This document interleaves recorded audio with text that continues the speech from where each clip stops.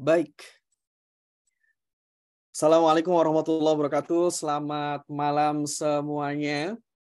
Selamat datang di webinar IoT Careers 101, Introduction to IoT Developer Career, bersama dengan expert.id. Sekali lagi teman-teman semua, aku pengen mengucapkan terima kasih dan selamat datang gitu ya di webinar expert.id. Keren banget gitu ya. Malam hari ini ada 200 pendaftar yang mengikuti webinar, tapi yang udah ada di room sekitar 100-an kayak gitu ya. Semoga sih acaranya malam hari ini lancar dan bisa bermanfaat buat semuanya. Oke, sebelum kita melangkah lebih jauh gitu ya, izinkan aku buat kenalan dulu ya. Jadi aku Farhan dari tim expert yang malam hari ini akan menjadi moderator mendampingi Mas Aldi ya dalam mengisi webinar pada malam hari ini. Oke. Jadi buat teman-teman semua gitu ya, karena ada banyak orang, banyak peserta malam hari ini, kayaknya nggak afdol dan rugi gitu ya kalau kita nggak kenalan dan berjejaring gitu. Nah mungkin kita bisa kenalan dulu melalui kolom chat gitu ya, dengan menuliskan nama kita, kemudian kesibukan kita dan asal daerah kita kayak gitu, domisili kita di mana. Contoh nih, Farhan, digital marketing dari Jogja kayak gitu. Kita akan kenalan sambil berjejaring gitu ya. Ini ada Kak Aldi juga yang udah memantau gitu ya. Ini dari mana aja sih gitu ya pesertanya kayak gitu. Yuk kita kenalan dulu.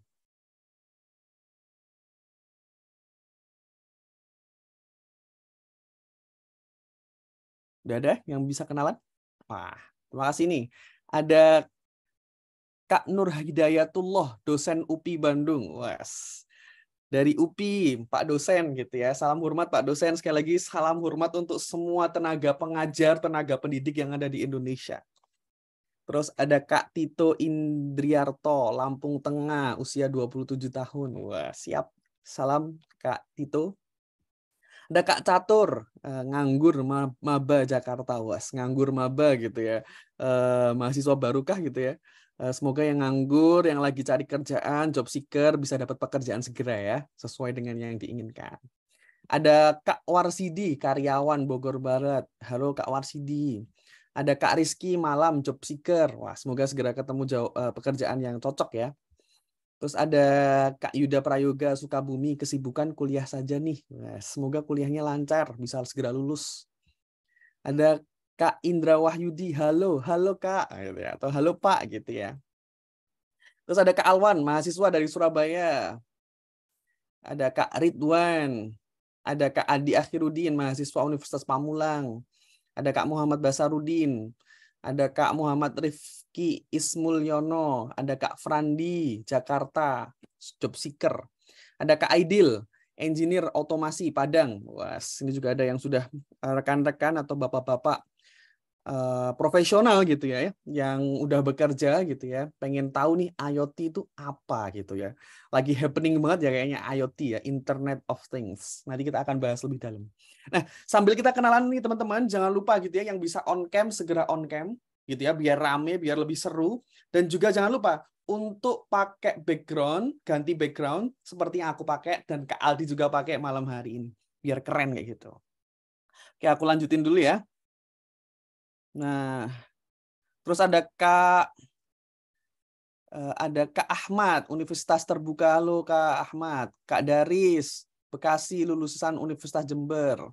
Kak Atta, Bogor, mahasiswa semester 4. Kak Raffi Diandra, asal Jakarta, kesibukan network engineer. Wah, jadi kalau aku boleh simpulin gitu ya, kurang lebih nih Kak Aldi, peserta malam hari ini ada satu mahasiswa. Jadi mahasiswa yang memang lagi pengen belajar gitu ya tentang IoT gitu ya. Terus kedua, ada job seeker yang mungkin ingin mencari pekerjaannya dan mungkin salah satu dream jobnya gitu ya, yaitu menjadi IoT developer kayak gitu. Terus yang ketiga juga ada rekan-rekan profesional, tadi ada dosen, ada yang memang sudah bekerja di network gitu ya, yang mungkin ingin mempelajari juga tentang IoT gitu ya, atau mungkin juga pengen switch karir gitu ya, tapi saya juga kurang tahu kayak gitu. Siap. Hari ini kita akan bahas apa sih di webinar malam hari ini gitu ya. Di webinar malam hari ini kita akan mempelajari tentang awal gitu ya, tentang sebetulnya menjadi IoT developer itu seperti apa kayak gitu.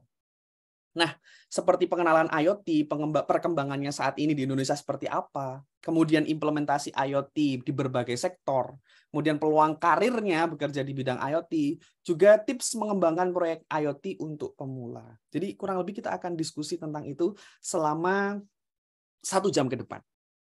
Oke, kita langsung masuk ke berikutnya. Nah, ini teman-teman, tadi kita itu kalau belajar gitu ya, biasanya bareng di expert gitu ya, kita pengen tahu sebetulnya motivasi teman-teman semua, rekan-rekan semua yang hadir malam hari ini ikut webinar bersama expert ini itu apa? Jadi kenapa sih kok harus ikut webinar gitu ya? Motivasinya tuh apa? Nah, ini juga lagi dipantau sama Kak Aldi ya, sama Kak Aldi. Siapa tahu Kak Aldi bisa tahu nih, bisa menyesuaikan juga nih kalau kira-kira teman-teman tuh sebetulnya ikut webinar malam hari ini tuh alasannya apa, motivasinya apa. Nah, caranya gimana? Langsung ke menti.com dan isikan kode 21471315, atau cara yang lebih gampang, nggak perlu isi kode, tinggal langsung klik link yang udah di-share sama tim expert, kemudian langsung diisi motivasinya. Oke, kita akan lihat ya.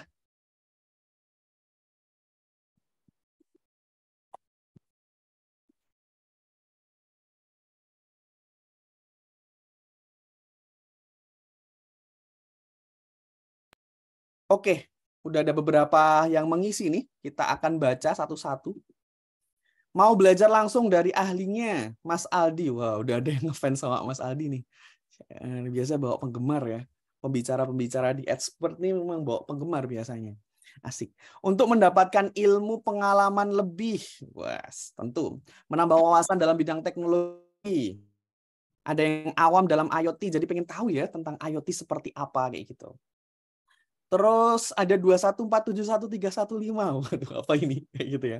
Ini langsung jawab aja ya, kalau yang ngeklik link ya, nggak perlu ngisi angkanya, langsung dijawab kayak gitu. Kalau yang pakai menti.com, nah itu baru isi kode gitu.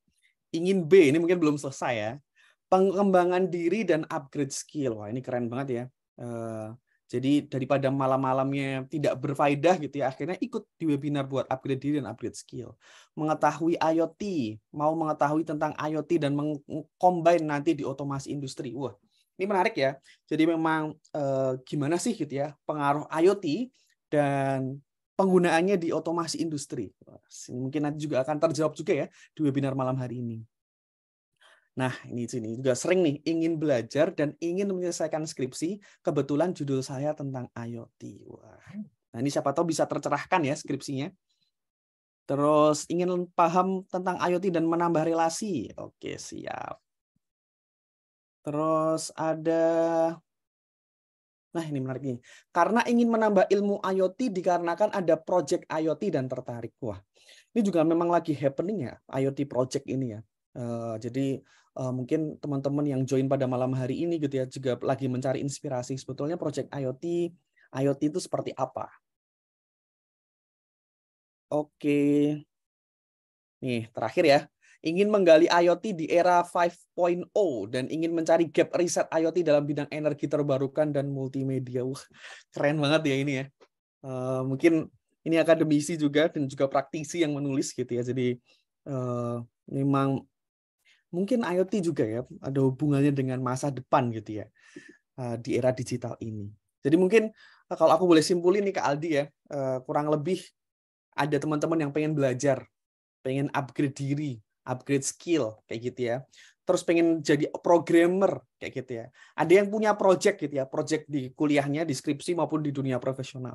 Jadi sekali lagi terima kasih buat teman-teman yang sudah menulis motivasi pada malam hari ini. Semoga webinar pada malam hari ini bisa sesuai gitu ya dengan yang diharapkan oleh teman-teman semua. Oke, kita langsung ke agenda berikutnya. Nah, ini agenda kita pada malam hari ini, jadi susunan acaranya gitu ya, timeline-nya.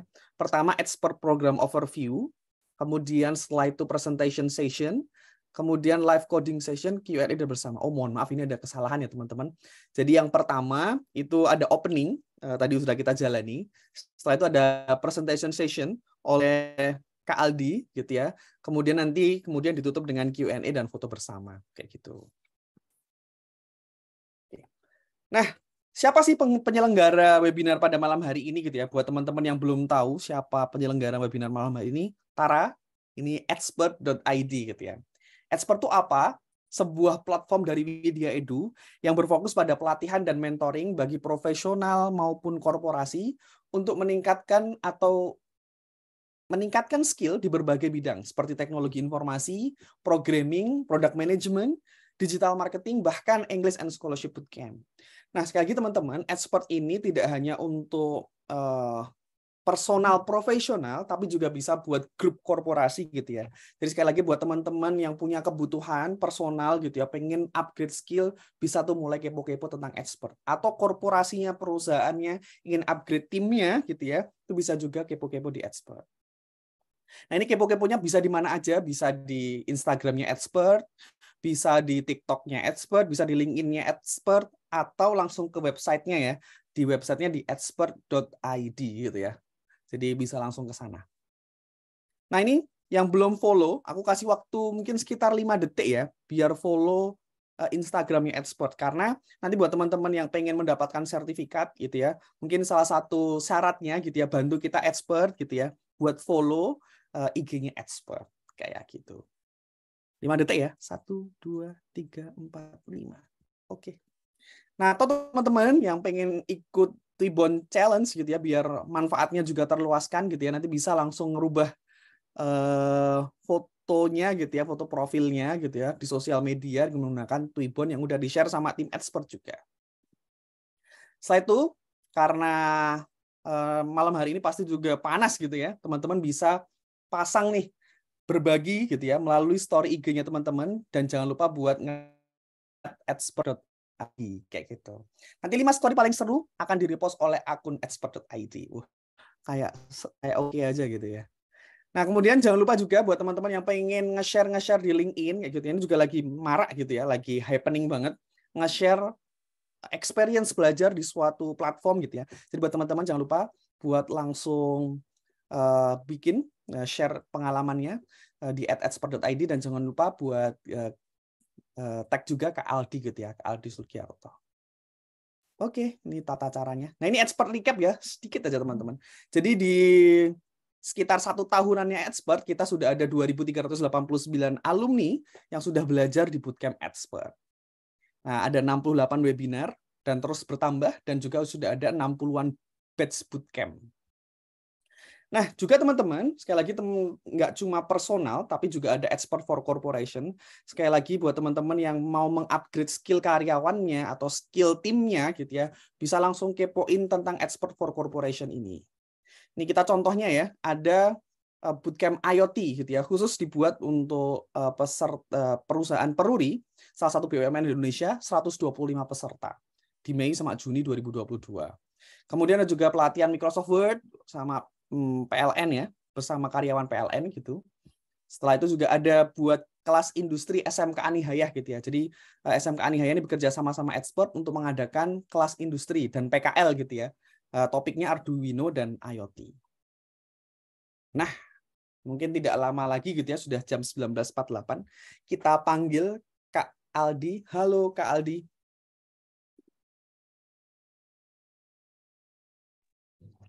Halo Kak Farhan, halo selamat malam semuanya. Salam Selamat kenal. malam Kak Aldi. Oke. Siap. Oke, Kak Aldi, ini gimana Kak Aldi tadi ngelihat antusiasme dari peserta? Oke. Ini juga semangat atau enggak nih? Wah, Oke, sebelumnya terima kasih pada teman-teman yang sudah menyempatkan hadir di kesempatan kali ini. Tentunya motivasi tersendiri buat saya berbagi tentang seperti apa perkembangan IoT dan IoT itu sendiri seperti apa, kemudian perkembangannya di dunia industri, terutama di bidang saya di transportasi dan logistik. Jadi mungkin bisa bermanfaat untuk teman-teman semua. Dan semoga teman-teman juga bisa mengambil manfaat dari webinar malam hari ini. Seperti itu. Oh, dari awal aja nih baru kenalan dikit ya udah daging nih. Amin. Oke, terima kasih Kak Aldi gitu ya atas motivasi awalnya ya. Nah, mungkin biar tidak berlama-lama lagi gitu ya teman-teman. Jadi setelah ini langsung gitu ya kita akan panggilkan, kita akan mendengarkan, menyimak bersama-sama pemaparan webinar IoT Careers 101, Introduction to IoT Developer Career bersama Kak Aldi Sugiarto. Beliau seorang IoT engineer di salah satu perusahaan yang kece juga gitu ya, Bluebird gitu ya. Nah, tapi sebelum itu teman-teman, yuk kita tulis di kolom komentar gitu ya. Kalau teman-teman semangat gitu ya, semangatnya itu berapa persen gitu. Tulis. Nah, tulis gimana? Ting ting ting ting ting gitu. Atau kasih react api biar semangat. Waduh. 1000% enggak sih? Wah, 1000%. Banyak banget ini udah pada semangat nih, 100%. Mantap, mantap, mantap, mantap. Oke, oke. Berarti udah siap nih semua nih. Kalau gitu ya teman-teman, sebelum kita mulai, nih jangan lupa ya, kalau ada pertanyaan nanti dalam sesi gitu ya, ada caranya ditulis di kolom komentar dengan format nama underscore pertanyaan. Oke ya, kalau ada yang mau pertanyaan, nanti dalam sesi bisa tulis di kolom komentar dengan format nama underscore pertanyaan. Tapi sekali lagi teman-teman, jangan tanya presensinya mana kayak gitu. Biasanya tuh banyak itu yang tanya presensi. Presensi akan kita berikan di akhir sesi. Gitu ya teman-teman? Oke. Mungkin langsung saja saya panggilkan Kak Aldi Sugiarto. Waktu dan screen saya persilahkan. Oke. Terima kasih semuanya. Assalamualaikum warahmatullahi wabarakatuh. Oke. Apa teman-teman bisa mendengar suara saya? Clear. Oke. Sebelumnya perkenalkan, saya Aldi Sugiarto. Saat ini saya bekerja di Bluebird sebagai IoT engineer. Pada malam hari ini, izinkan saya menyampaikan terkait dengan IoT, pengenalan IoT, kemudian perkembangannya, peluang karirnya, dan seperti apa. Uh, Mari kita bahas di webinar malam hari ini. Oke, langsung saja kita masuk ke ya. Sebelum kita masuk pembahasan yang utama pada malam hari ini, uh, oke, mungkin teman-teman di sini pernah uh, mendengar, sangat familiar ya dengan istilah smart home yang berkembang saat ini. Seperti teman-teman bisa mengetahui dan mengontrol air conditioning, kemudian tahu seperti apa kondisi meter air, kemudian smart plug-in, kemudian mungkin untuk beberapa teman-teman sudah ada yang pakai untuk kamera untuk keamanan rumahnya, dan selain itu mungkin yang next levelnya teman-teman punya coffee maker, kemudian oven, dan bahkan kita bisa juga kayak seperti untuk smart lock seperti itu. Kemudian semua itu coba teman-teman bayangkan bahwa itu semua bisa kita kontrol melalui uh, website ataupun aplikasi, sehingga semua yang teman-teman perlukan terkait informasi rumah itu bisa teman-teman akses gitu. Mungkin ketika berangkat kerja karena terburu-buru, kesiangan, sehingga lupa mematikan AC, lupa mematikan keran. Nah, disinilah eh, salah satu manfaat IoT yang mempermudah teman-teman dalam eh, mengontrol rumah atau benda-benda yang di teman-teman. Itu studi kasus pertama. Kemudian karena saya di bidang eh, sorry, karena saat ini saya di bidang eh, transportasi. Jadi seperti apa sih gitu yang ada di Bluebird? Ini saya ambil contoh simpelnya saja. Jadi di Bluebird itu semua kendaraan itu di tracking, ada trackingnya semuanya. Itu ada fleet management systemnya atau kita mungkin lebih familiar dengan dashboard. Jadi teman-teman bisa lihat saya buat ada mobil, kemudian dia masuk ke sebuah data processing atau bisa kita sebagai basis data kita. Kemudian ditampilkan juga ada fleet management systemnya yang semua itu tertracking gitu dengan device yang terpasang di mobil. Mungkin kalau satu belum terlalu urgent. Coba teman-teman bayangkan ketika itu menjadi sesuatu yang banyak maka itu akan sesuatu yang sangat memusingkan, apalagi dengan perusahaan untuk mengontrol semua kondisi kendaraannya, mulai dari kecepatannya, kemudian per kilometernya, dan posisinya ada di mana. Nah, di sini itulah salah satu kegunaan Internet of Things. Jadi teman-teman bisa memanfaatkan teknologi itu untuk memonitor kendaraan yang ada di perusahaan teman-teman ataupun di logistik gitu. Itu. Oke. Eh, karena hal itu, karena ada manfaat seperti itu, maka mari kita langsung masuk ke agenda pada malam hari ini. Yaitu pada malam hari ini saya ingin menyampaikan terkait dengan definisi IoT, kemudian arsitekturnya seperti apa, kemudian yang kedua, perkembangan di Indonesia itu seperti apa, apakah memang menjanjikan atau hanya sekedar isu belaka. Kemudian implementasi teknologi IoT yang selanjutnya, ketika teman-teman sudah mengetahui ini seperti apa IoT, mungkin kemudian tertarik di bidang IoT, mungkin langkahnya seperti apa. Dan yang terakhir, eh, mungkin sedikit tips dari saya mengenai bagaimana teman-teman memulai proyek IoT untuk terutama untuk pemula. Seperti itu kalau dari saya.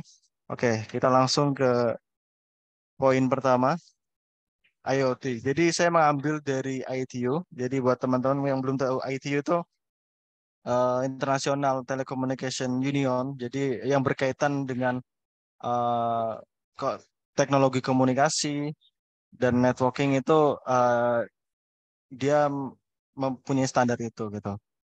Kemudian dia mendefinisikan bahwa IoT itu sebuah infrastruktur global masyarakat informasi itu saat ini.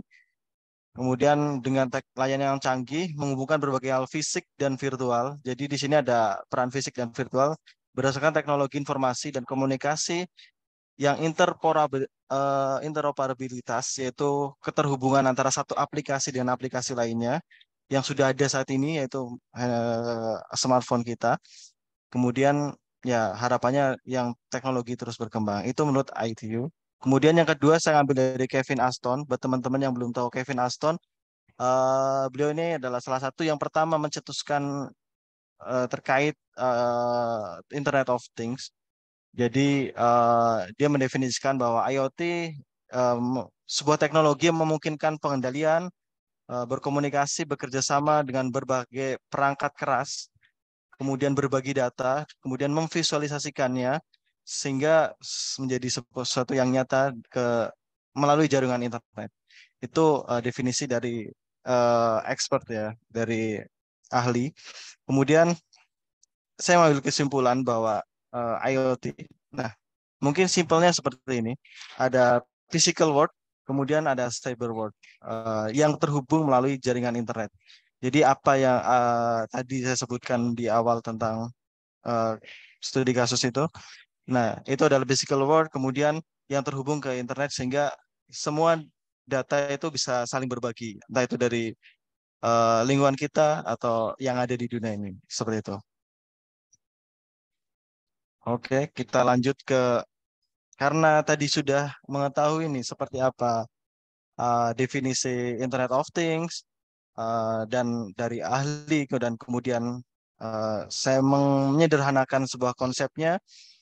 eh, kita harus tahu juga sebelum membangun sebuah IoT itu arsitektur IoT sendiri itu seperti apa. Dan yang teman-teman bisa lihat bahwa saya ngambil dari ITU juga, dia mengeluarkan referensi dari situ. Ada beberapa layer, jadi didefinisikan ada device layer, kemudian network layer, data processing, kemudian application. Device layer. Device layer di sini tadi sudah disinggung, yaitu ada sensing, ada actuating. Ya tujuannya untuk mengkolek data yang ada di physical world tadi ke internet gitu.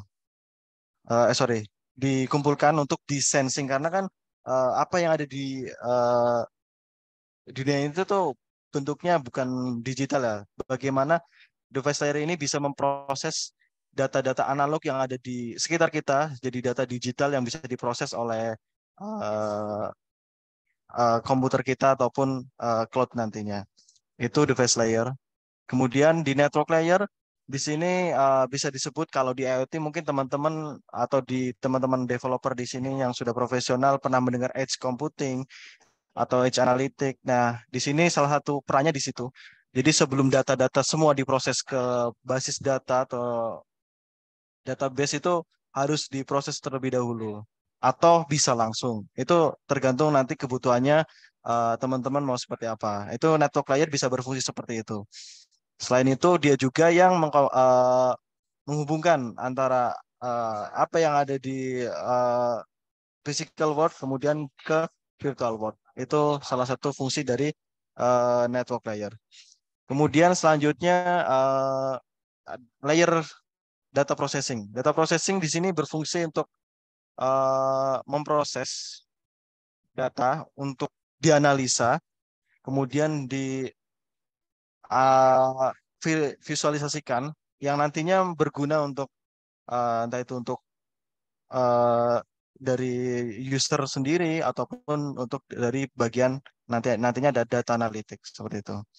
Itu kemudian setelah itu ada namanya application layer. Ya, jadi ketika semua tiga layer tadi sudah terkumpulkan, sudah ada datanya dan berbagi data, ada layer application. Ya, di situ kita berbagi informasi melalui sebuah aplikasi, bisa berupa website, bisa berupa apps yang ada di HP teman-teman mungkin untuk kayak untuk mengontrol tadi entah itu AC, entah itu peralatan yang ada di sekitar kita. Itu layer aplikasi. Oke. Selanjutnya tadi itu arsitektur secara general. Jadi ya arsitekturnya layernya seperti itu. Kemudian karena kita berbicara IoT, di situ ada things tidak hanya internet, maka diperlukan uh, arsitektur juga untuk IoT device-nya. Dan seperti apa sebuah uh, arsitektur dari device itu sendiri sehingga bisa diproses datanya dan bisa bermanfaat itu ada saya mengambil referensi saya dari bisa teman-teman lihat dari Dureka itu ada building block. Jadi prosesnya itu pertama ada stage satu itu sensor, aktuator dan device. Itu adalah stage pertama. Setelah semua tadi data dikumpulkan dari physical world, kemudian teman-teman ke stage berikutnya itu data acquisition. Data acquisition di sini berfungsi untuk kayak misalnya kan tadi data analog. Data analog itu tidak bisa diproses oleh komputer gitu. Secara komputasi itu tidak bisa secara langsung karena dunianya mungkin teman-teman sering mendengar dunia biner. Nah, memang komputer itu cuma bisa menerima satu dan nol. Dan fungsi data acquisition di sini dia memproses dari analog data kemudian ke digital uh, data gitu, sehingga bisa diproses oleh komputer kita. Oke, itu untuk data acquisition. Kemudian setelah diproses oleh data acquisition, selanjutnya adalah ada namanya Edge Analytic. Edge Analytic itu mungkin tadi sempat saya singgung juga. Jadi Edge Analytic ini memproses data digital yang tadi itu sebelum dikirim ke pusat data gitu. Apakah memang perlu dikirim atau perlu difilter lagi datanya sehingga data-data yang masuk ke basis data pusat data nanti itu data-data yang memang diperlukan gitu. Jadi tidak istilahnya tidak nyampah gitu. Itu stage ketiga setelah semua data sudah difilter, selanjutnya ada masuk ke basis data bisa disimpan di database. Ya, itu banyak ada MySQL, Postgre dan yang lainnya. Itu semua data disimpan di situ. Yang nantinya tentunya untuk keperluan analisis lebih lanjut gitu. Untuk apa data itu bagaimana nanti dari arsitek di tersebut. Oke, itu terkait dengan arsitektur dari device IoT. Yang selanjutnya, oke, karena kita sudah membahas tentang definisinya, kemudian arsitekturnya, selanjutnya mungkin pertanyaannya bagaimana sih perkembangan IoT sendiri untuk di Indonesia? Apakah memang hanya sekedar keren saja atau memang punya sesuatu yang berdampak ke entah itu ekonomi atau hidupan kita. Jadi saya mengambil dari source-nya itu dari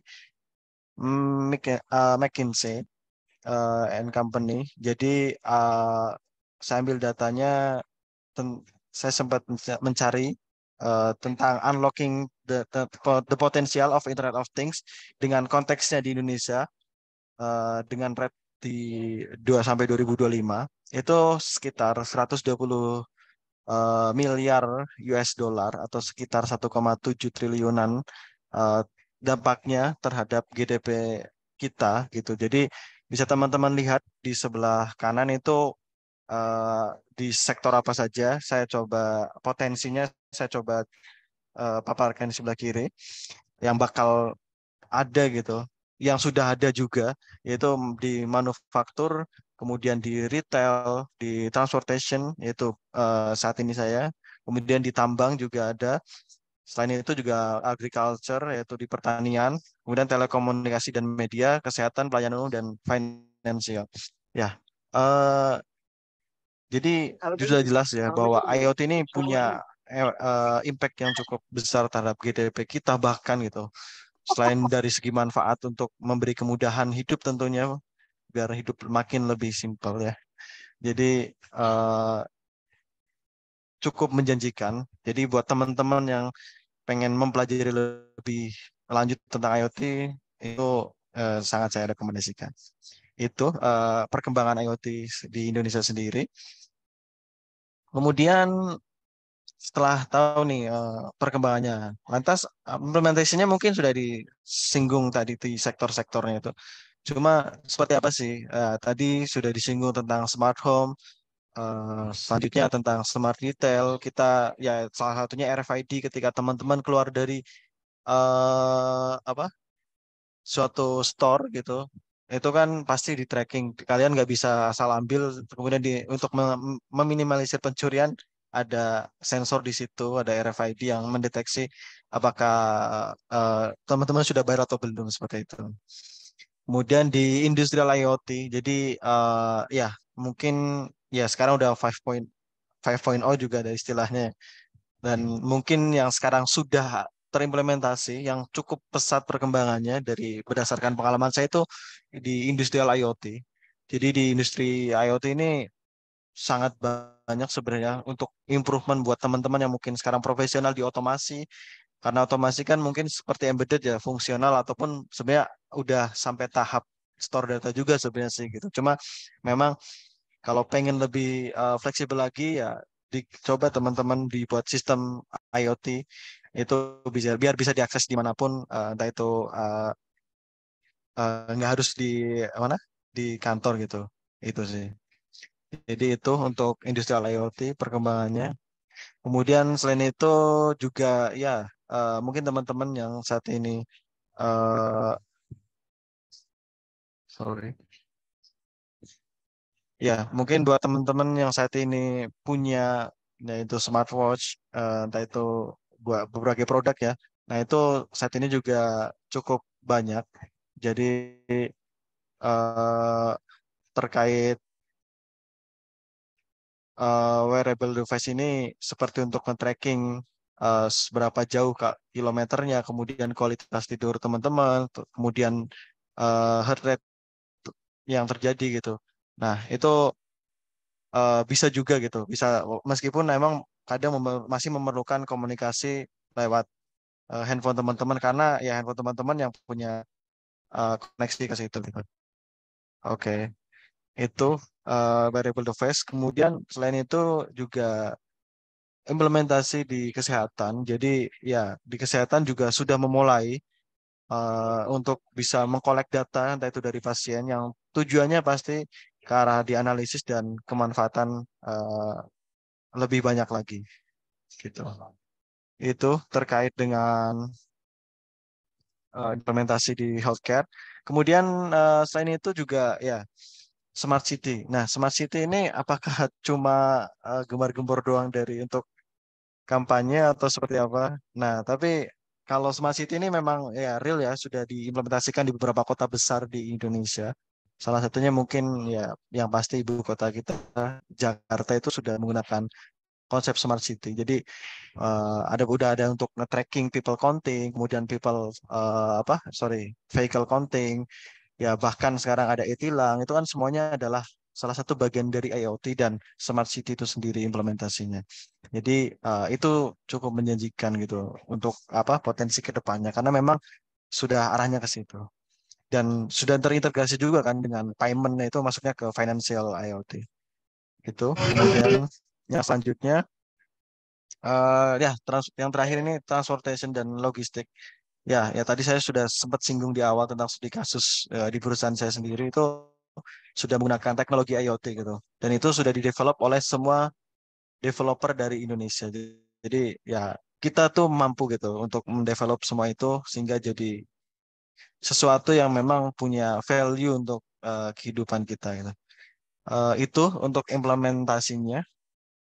Kemudian eh, yang selanjutnya, karena kita sudah berbicara mengenai implementasinya di berbagai bidang saat ini, bahkan sudah memang ada manfaatnya gitu untuk kehidupan kita. Yang selanjutnya, peluang karirnya sendiri. Bagaimana sih peluang karir di bidang IoT? Oke, mungkin saya membaginya menjadi 4. Bahkan mungkin bisa menambah lagi tentang, ya itu ada network architect nantinya, network engineer itu sebenarnya memungkinkan. Oke. Yang pertama saya bahas tentang sebagai IoT engineer yaitu saya sendiri.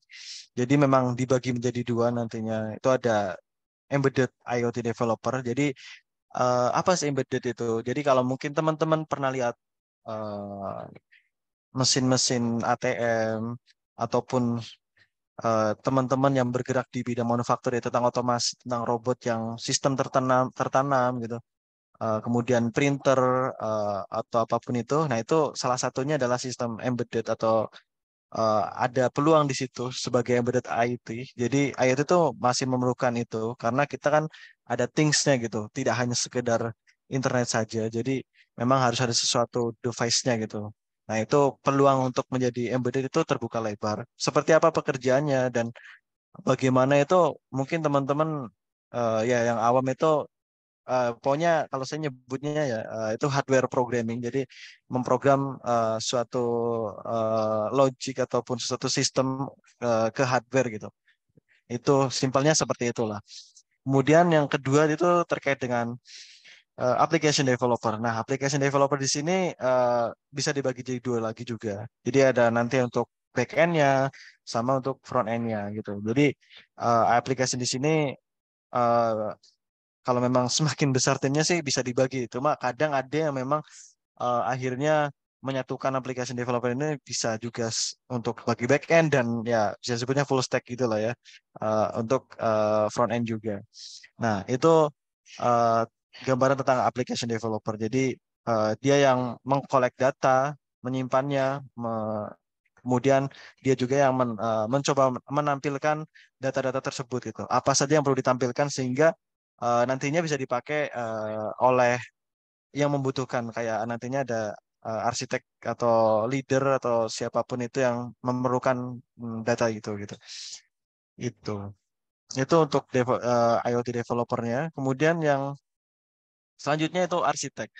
Jadi buat teman-teman yang mungkin nantinya sudah berkecimpung di dunia IT, jadi tidak mungkin kan maksudnya developer itu bekerja sendiri. Harus ada seseorang yang memang paham, bisa menyalurkan dari dunia bisnis atau yang mungkin para teman-teman developer tidak terlalu paham ke dunia teknikalnya itu. Solusinya seperti apa? Nah, itu IoT arsitek gunanya di situ. Jadi eh, dia tahu secara segi bisnisnya, manajemennya dan ya pengalamannya untuk membangun IoT. Kemudian dia juga bisa mensolusikan secara arsiteknya, secara implementasinya di IoT itu sendiri sistemnya mau seperti apa sehingga bisa ya scalable, kemudian lebih secure dan lebih agile gitu sih sistem IoT yang dibangun itu. Jadi peluang untuk jadi IoT arsitek tuh juga ada sekarang dan sudah ada gitu. Kemudian yang selanjutnya karena data yang dikumpulkan itu dari physical world tadi itu memungkinkan adanya AI engineer. Jadi sebenarnya nggak ya di sini bisa juga tertanam di device IoT atau bisa juga eh, dia memang di bagian database-nya itu, basis datanya gitu, di cloud-nya atau di cloud analytic-nya itu. Jadi ada beberapa pilihan sebenarnya. Cuma memang ketika itu tertanam di device-nya, pasti itu apalagi kita berbicara AI itu, dia membutuhkan komputer dengan spek yang mumpuni, sehingga memang cenderung lebih lambat ketika diterapkan atau ditanamkan langsung di device-nya. Jadi memang saat ini implementasinya lebih banyak ditampilkan di dashboard, kemudian dianalisis atau dibuat semacam decision ketika terjadi sesuatu gitu. Itu AI engineer, ada keterbukaan di IoT juga. Kemudian peluangnya juga di IoT itu ada sebenarnya tadi ada AI engineer, kemudian ada data analytic. Itu ya ya dia punya tugas untuk menganalisis ya, analisis data. Kemudian ada apa sih dari data itu sehingga ada insight baru dari data yang didapat dari device-device IoT yang sudah mengumpulkan data dari physical world ya, tadi itu. Itu untuk peluang karirnya dan mungkin masih banyak lagi ya sebenarnya untuk peluang. Cuma ini saya lebih expose ke mungkin ada beberapa bidang baru yang nggak sebenarnya tidak terlalu baru tapi lebih concernnya itu di IoT-nya gitu, yang saat ini gitu.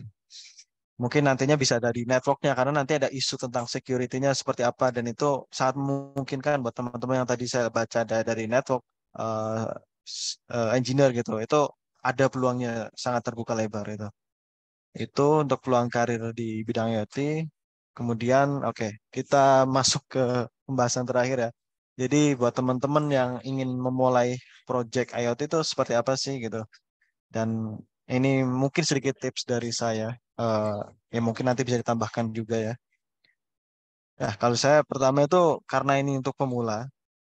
Jadi buat teman-teman yang mungkin nantinya mau memulai project IoT, jadi pertama pilih dulu project-project sederhana. Misalnya contohnya saya ambil contoh smart door lock gitu. Jadi teman-teman bisa ngelock ya sederhananya langsung kirim ke cloud, kemudian eh, dibuat tampilannya di entah itu di website atau di HP sehingga bisa teman-teman kontrol untuk mengunci dan mematikannya atau bahkan bisa ngambil data sensornya apakah dia sedang membuka atau dia sedang menutup kuncinya itu.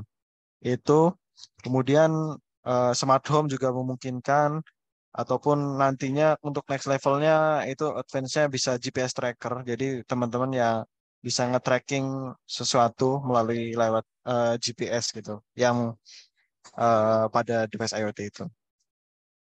Kemudian water level gitu. Kalian pengen tahu nih water level di torrent eh, rumah teman-teman seperti apa gitu. Sehingga harapannya ketika dia habis dia bakal ini apa otomatis nyala ataupun hanya ingin monitoring juga bisa gitu. Itu pilih project sederhana dulu saja. Yang selanjutnya mungkin teman-teman buat yang bukan di bidang di hardware itu ini sebuah keharusan sih. Jadi teman-teman harus belajar tentang sensor juga, aktuator. Ya, saya contohkan di sini ada suhu, kemudian ada density gitu kan. Kemudian untuk aktuatornya ada motor, ada banyak yang motor DC. Mungkin ini bukan sepeda motor ya. Jadi kayak motor DC mungkin teman-teman pernah lihat yang di Tamiya itu termasuk motor DC, kemudian ada motor AC juga di industri buat teman-teman yang di industri itu kan banyak main di AC ya. Kemudian ada solenoid valve itu bisa yang tadi mungkin saya sebut smart door lock itu biasanya pakai solenoid valve gitu. Jadi pakai apa kumparan kemudian tarik lalu elektromagnet gitu. Dan banyak lagi. Jadi eh, saya sarankan teman-teman buat belajar juga tentang sensor dan aktuator. Kemudian, oke, ini mungkin yang menarik sebenarnya dari IoT. Kemudian microcontroller. Kemudian selain itu juga protokol komunikasi di IoT. Jadi mungkin saya sedikit tunjukkan seperti apa sih Arduino itu yang buat buat teman-teman yang belum familiar. Oke, ya. Ini ya, ini sebenarnya saya ngambil dari ini ya, dari Arduino. Arduino ini salah satu microcontroller atau IDE juga sih. Dia punya framework tersendiri. Selain dari apa? Dari device dia juga eh, menyediakan hardware-nya gitu. Sorry, selain dari hardware dia juga menyediakan untuk framework-nya untuk IDE, editornya gitu. Itu Arduino IDE. Kemudian eh, teman-teman juga saya lanjutkan. Ada next levelnya itu karena Arduino tuh baru dasar sebenarnya untuk kayak teman-teman membaca sensor, membaca entah itu berupa sinyal digital on off atau berupa sinyal analog, itu bisa dari proximity ataupun dari eh, kapasitif, yaitu kayak touchscreen itu sebenarnya termasuk kapasitif. Jadi buat teman-teman bisa nge-touch di Android teman-teman atau di eh, smartphone teman-teman, itu touchscreen itu termasuk kapasitif gitu. Nah, itu juga sensor juga. Nah, kemudian masuk ke ESP32 itu dari espresif sebenarnya. Ini bukan promosi ya, cuma ya kebetulan salah satu board yang ada saat ini itu eh, espresif itu cukup mudah untuk teman-teman mengembangkan eh, IoT gitu. Itu karena dia sudah tertanam eh, apa ya disebutnya? Chip WiFi sehingga memudahkan teman-teman terkoneksi langsung ke cloud gitu. Itu ya dan dia juga selain bisa mengkoneksikan dia bisa sensing data analog dari apa pin yang ada di ISP32. Kemudian untuk mungkin keperluan industri itu naik STM32. Jadi STM32 ini memang kebutuhannya di dunia industri ya. Jadi dia memang lebih industrial dan lebih lebih stabil secara implementasi. Ya, itu banyak digunakan saat ini gitu. Termasuk di perusahaan saya sendiri juga pakai STM32. Kemudian protokol komunikasi ada MQTT, ini salah satu untuk komunikasi dari gateway ke cloud. Kemudian ada juga ya sudah familiar dari beberapa teman mungkin HTTP. Itu tentang tips yang ketiga. Kemudian selanjutnya karena perkembangan IoT ini cukup pesat, jadi banyak platform IoT. Tadinya kan mungkin teman-teman sering dengar Hostinger, kemudian VPS, segala macam virtual personal server atau ya cloud. Nah, sekarang juga banyak yang mengembangkan nih dari eh, AWS, AWS IoT juga ada AWS IoT Core. Eh, Kemudian ada Thingsboard. Nah itu eh, ya nanti coba teman-teman explore lagi. Saya coba tunjukkan juga seperti apa Thingsboard. Kemudian ada juga Microsoft Azure. Itu juga kita bisa mengembangkan IoT dengan Microsoft Azure. Dan masih banyak lagi sebenarnya terkait platform ini, termasuk lokalnya itu ada dari Telkom itu ada Antares gitu. Itu kalau terkait platform. Selanjutnya, oke, yang terakhir, tips terakhir itu jangan lupa buat teman-teman bersenang-senang dan selalu bereksperimen. Jadi eh, apa yang teman-teman lakukan itu memang teman-teman senang dan sehingga harapannya dengan teman-teman senang itu bisa banyak ide yang muncul di situ dan banyak hal yang bisa teman-teman gali. Itu terkait tips semua project IT. Oke, Mas, masih ada waktu ya. Sebentar, mungkin sebelum saya tutup eh, sedikit menunjukkan ya apa beberapa yang tadi saya sebutkan tadi tipsnya buat teman-teman yang masih belum familiar. Jadi ya sebentar. Eh,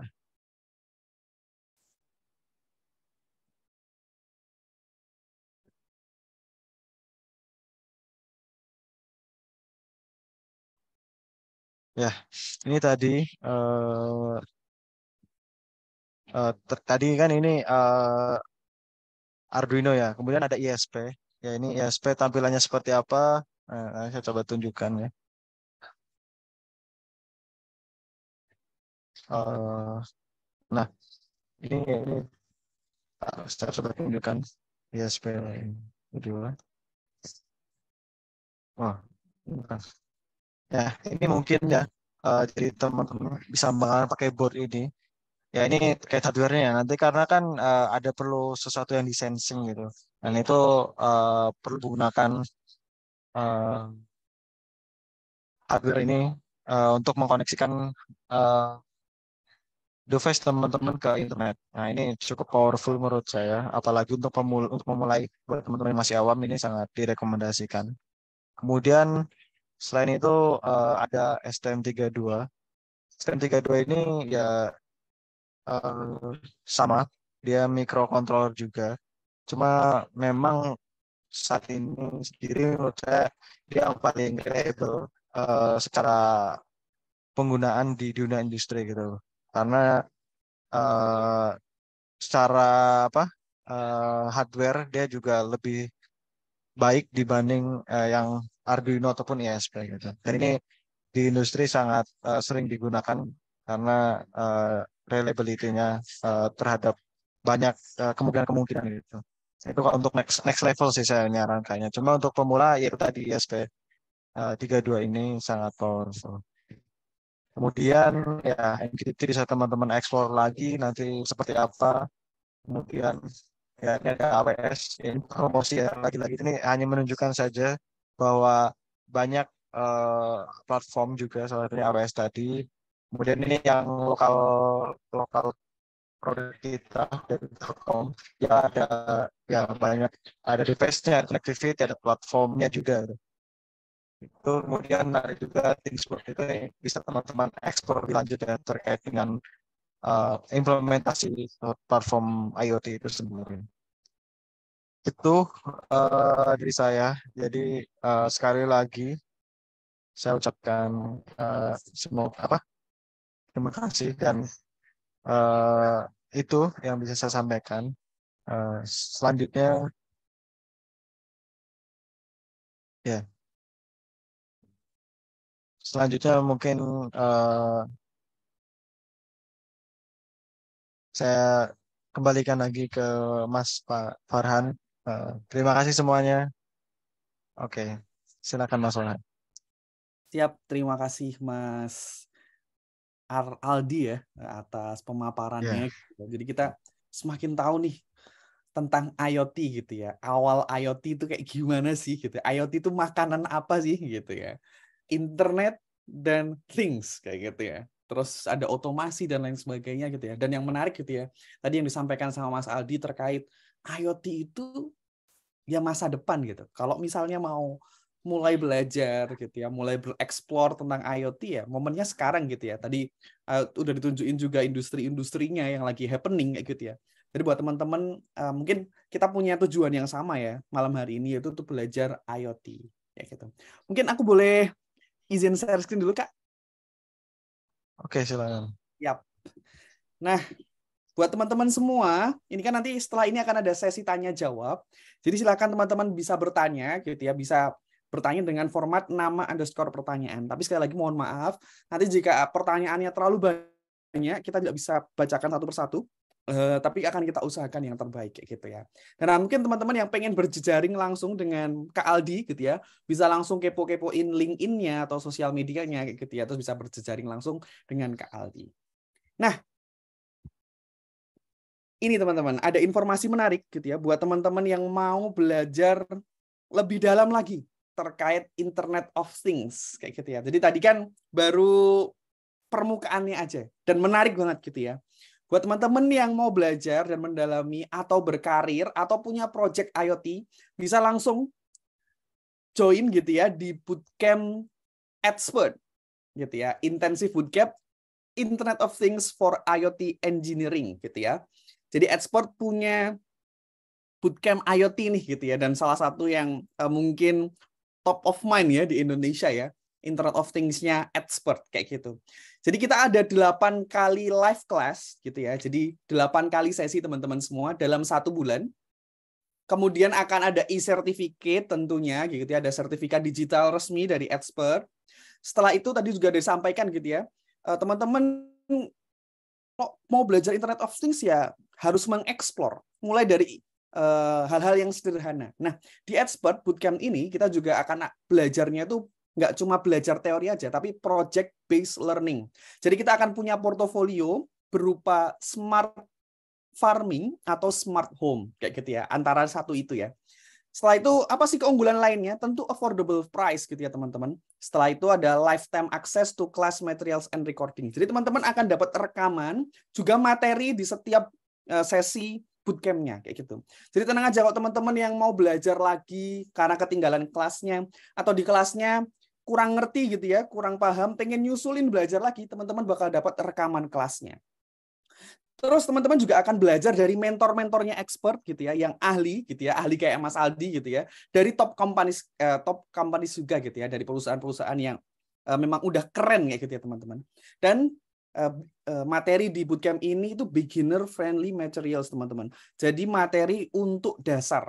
Kita akan belajar dari dasar sampai ahli gitu ya. Belajar sampai ahli selama 8 pertemuan, 8 sesi melalui Zoom dalam 1 bulan. Nah, kita udah ada 2.500-an alumni gitu ya teman-teman yang kemudian sudah belajar di bootcampnya Expert. Kayak gitu. Nah, kemudian juga ini aku ada fasilitas lain yang belum aku sampaikan gitu ya. Teman-teman juga akan berada di grup mentoring atau networking bersama dengan peserta yang lain dan bersama dengan mentornya langsung.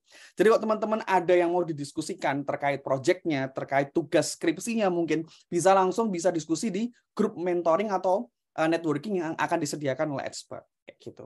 Selain itu teman-teman, tadi ya kita akan punya professional branding karena kita tadi belajarnya nggak cuma teori tapi juga akan mengerjakan project kayak gitu, real project gitu ya. Jadi kita nanti punya portofolio gitu ya. Jadi kita udah nggak kagok lagi gitu ya kalau ditanya tentang IoT, tentang teknis IoT seperti apa, karena kita belajarnya nggak cuma teori tapi juga ngerjain project smart home atau smart farming. Nah, kita belajar dari siapa aja sih gitu ya kalau di Expert gitu ya. Nah, ini teman-teman, kita belajarnya dari 2 mentor ini gitu. Yang pertama Kak Faris Alemuda, Senior Solutions Architect at Telkom Indonesia, gitu ya teman-teman. Jadi tadi waktu bahas gitu ya, itu kan ada karya lokal Indonesia ya, Telkom ya, Antares tadi juga udah sempat di-mention sama Kak Aldi gitu ya. Nah, jadi kita juga berasosiasi dengan Telkom, teman-teman. Jadi salah satu mentor kita yaitu Kak Faris Alemuda gitu ya, nanti akan membersamai kita gitu ya di Bootcamp Expert gitu ya buat teman-teman yang tertarik belajar IoT. Kemudian mentor yang kedua ada Kak Ahmad Soni gitu ya, Al-Fatani gitu ya. Itu Kak Soni. Beliau seorang asisten supervisor R&D at PT Sistem Integrasi Mandiri di TJS Group gitu ya, juga beken gitu ya. Setelah itu beliau juga graduate research assistant IoT Lab at Seoul Tech gitu ya. Jadi beliau ini mengambil magisternya, program magisternya di Korea gitu ya, dan sekarang sudah selesai gitu ya, dan akhirnya sekarang menjadi mentor di Expert. Nah, kemudian kurikulumnya seperti apa? Kurikulumnya gitu ya. Nah, kurikulumnya nih teman-teman, perhatikan ya. Kurikulumnya ada 8 sesi dalam 1 bulan, jadwalnya seperti ini.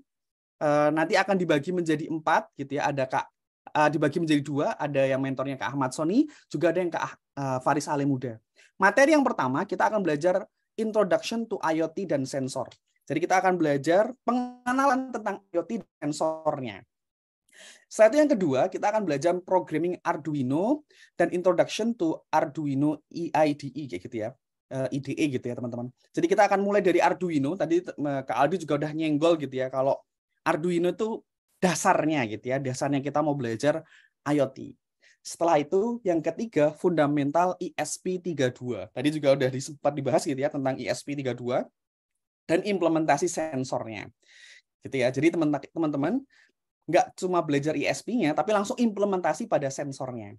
Pertemuan keempat masih kita belajar ESP32, tapi udah nggak fundamental gitu ya, kita udah mulai advance, dan implementasi pada aktuatornya gitu ya. Setelah itu di pertemuan 5 ada IoT Platform, MQTT. Setelah itu IoT Platform Antares, tadi juga udah di beberapa udah disebut ya, kita pakai MQTT sama Antares tadi. Setelah itu yang ketujuh kita belajar Introduction to LoRa dan LoRaWAN, working with RFM95 kayak gitu. Jadi kita akan lebih advance lagi gitu ya. Kita nggak cuma belajar ISP gitu ya, kita akan masuk ke LoRa dan LoRaWAN kayak gitu. Dan terakhir ke-8, Introduction to NB IoT, kemudian Project Development Smart Home, atau Project Development Smart Farming. Asik banget ya teman-teman, 8 pertemuan dalam 1 bulan, kita akan belajar dari materi dasar sampai advance. Kayak gitu. Oke, spesifikasi device-nya seperti apa? Komputer laptop dengan spesifikasi standar kantor aja kayak gitu.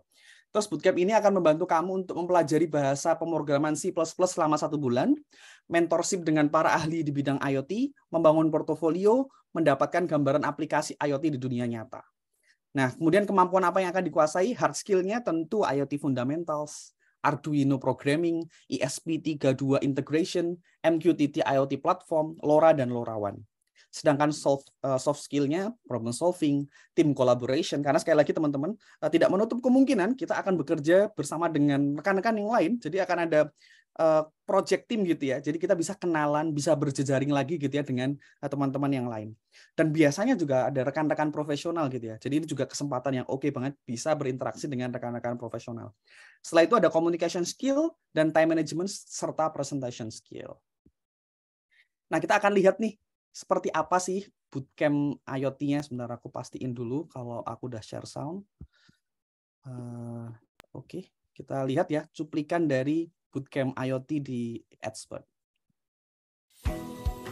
Bootcamp ini memang kita desain dari yang bisa untuk mengakomodir rekan-rekan yang baru mau mulai.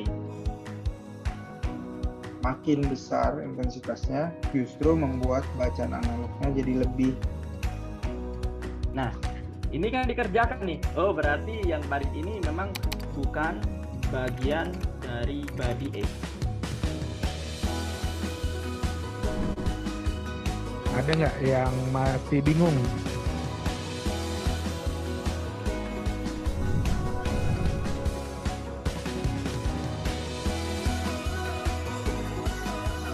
Dan semuanya benar-benar dikawal oleh orang-orang yang profesional.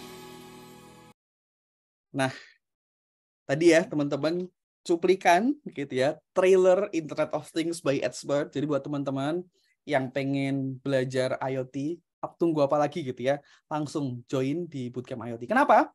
Karena teman-teman tadi kan harganya gitu ya. Oh ya, sebentar sebelum ke harga gitu ya. Ini ada 2.389 peserta yang sudah join di bootcamp kami.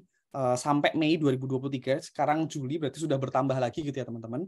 Dan ini ada testimoni gitu ya dari peserta alumni kita. Ini ada Kak Ari Endrayanti gitu ya. Mungkin Kak Ari juga mungkin lagi join atau enggak, biasanya karena alumni juga masih ikut webinar kita gitu ya. Beliau seorang Head of Product at GoPlay gitu ya. Beliau mengatakan bootcamp ini sangat cocok untuk mereka yang baru ingin mulai mempelajari konsep Internet of Things dengan menggunakan single board, microcontroller seperti Arduino, dan memanfaatkan protokol jarak jauh yang tersedia di Indonesia. Karena diajarkan sampai ke konsep, bootcamp ini bisa saya manfaatkan sebagai modal membangun konfigurasi IoT lebih jauh lagi. Terus banyak lagi testimoni yang lain ya teman-teman. Ini juga ada dari mahasiswa. Cara pembelajarannya oke banget dan mentornya responsif gitu ya. Terus ada juga seorang profesional gitu ya, sangat membantu dalam menambah pengalaman coding berbasis IoT. Gitu ya. Ada mahasiswa lagi, mantap pengetahuan basic IoT saya jadi meningkat. Setelah itu materinya padat tapi mampu dideliver dengan simple. Jadi teman-teman, materinya memang cukup padat tapi mentor-mentor kita akan deliver semudah mungkin, segampang mungkin. Susunan materinya sangat bagus dan membantu bagi pemula di dunia IoT seperti saya. Mungkin akan coba join lagi kayak gitu ya. Dari Kak Rona Lengkong, Director PT Orange Teknologi Indonesia. Nah, buat teman-teman yang mau kepo-kepoin lagi gitu ya, bootcamp Expert gitu ya, bisa langsung ke websitenya Expert, ada di expert.id. Jangan lupa ya, bisa dikepo di websitenya expert.id atau di sosial medianya. Nah, buat teman-teman semua gitu ya, khusus 8 peserta webinar malam ini gitu ya. Jadi khusus 8 peserta webinar malam ini dapatkan diskon 100.000 dengan chat IoT ke CRM Expert atau admin WA Group 0821 2382 4483. Khusus peserta 8 peserta webinar malam hari ini. Jadi yang ikut webinar dan mendaftar malam hari ini akan dapat diskon 100.000. Dari harga berapa? 499.000 dapat diskon 100.000. Jadi harganya 399.000 teman-teman. Tapi tadi teman-teman terbatas ya, cuma untuk 8 peserta saja gitu ya. Aku belum tahu apakah nanti diskonnya habis atau seperti apa, tapi silakan teman-teman yang tertarik buat join memperkuat lagi gitu ya pengetahuan tentang Internet of Things, bisa langsung chat CRM Expert dengan chat IoT. Nah, ada juga nih program scholarship. Nah, banyak mahasiswa juga gitu ya teman-teman. Nah, kita juga paham gitu ya mahasiswa butuh asupan gizi lebih banyak gitu ya. Maka ada scholarship gitu ya. Jadi ada diskon 100.000 plus scholarship 50.000 teman-teman. Dengan chat mahasiswa IoT plus kirim KTM yang masih berlaku ke crmexpert.id admin WA group, sama ya nomornya. Jadi buat teman-teman yang masih mahasiswa jangan ragu ya buat meningkatkan skill-nya dengan mengikuti bootcamp, dengan ngikutin webinar. Kenapa teman-teman? Karena dunia profesional ya masih banyak gap gitu ya dengan apa yang diajarkan di kampus. Sekali lagi tidak semua, tapi tetap ada gap gitu ya. Makanya dengan kita belajar dengan bootcamp langsung dengan praktisi gitu ya, siapa tahu kita bisa semakin canggih dan siap untuk menjalani proses dunia internasional, dunia profesional. Jadi ini scholarship cuma 3 mahasiswa ya teman-teman. Jadi silahkan war kayak gitu ya. Kalau pengen dapat scholarship-nya ini, diskon per scholarship. Ingat, CRM Expert @admin atau admin WA Group di nomor ini. Oke teman-teman, jadi 499.000 dapat diskon 100.000 atau 100.000 plus scholarship 50.000. Oke, sekarang kita masuk ke sesi berikutnya, yaitu sesi tanya jawab. Mungkin udah siap Kak Aldi? Oke, Kak Farhan. Insyaallah. Siap. Bismillah. Oke, bismillah ya, Mas. Kak. Waduh, ini kayak ada apa aja nih, gitu ya. Bismillah. Jadi, ini ada pertanyaan dari atas dulu mungkin ya, Kak. Boleh ya? Atau Kak Aldi udah milih nih? Oke, silakan dipilih aja, Mas. Oh, siap. Ini ada Kak Gatot, gitu ya. Selamat malam, Kak Gatot, gitu ya. Untuk mulai IoT programmer, device apa saja dan bahasa pemrograman apa yang diperlukan? Tadi mungkin udah sempat dibahas, mungkin mau dipertegas lagi sama Aldi. Oke. Sebelumnya terima kasih kepada siapa tadi, Mas Gatot. Mas Gatot ya. Untuk Mas Gatot, pertama levelnya dulu sih sebenarnya. Karena kan tadi saya mungkin agak sedikit singgung ketika STM32 itu lebih enggak, sebenarnya tidak hanya STM32 sih, ada Renesas, ada ARN, itu cukup industrial grade. Jadi hanya saja memang untuk pemula ketika Mas Gatot ingin memulai project itu sebaiknya saya sarankan pakai ISP32 tadi. Yang tadi sebenarnya expert itu dari awalnya itu sudah ngasih dari level pemulanya gitu. Dia kan tanda pengenal Arduino IDE, kemudian ISP32 itu terkait hardware-nya. Kemudian bahasanya, karena nanti kita tidak hanya di level application, tapi juga level hardware, itu harus juga mendalami tentang C atau C++ gitu. Itu sih untuk memulainya. Nanti setelah itu intinya poinnya sih saya lebih menggarisbawahi coba explore di hardware programming untuk bisa ngirim data melalui internet. Itu sih untuk memulainya, biar kedepannya explore lebih lanjut lagi, nanti insya Allah lebih mudah gitu. Itu kalau dari saya. Terima kasih. Mantap.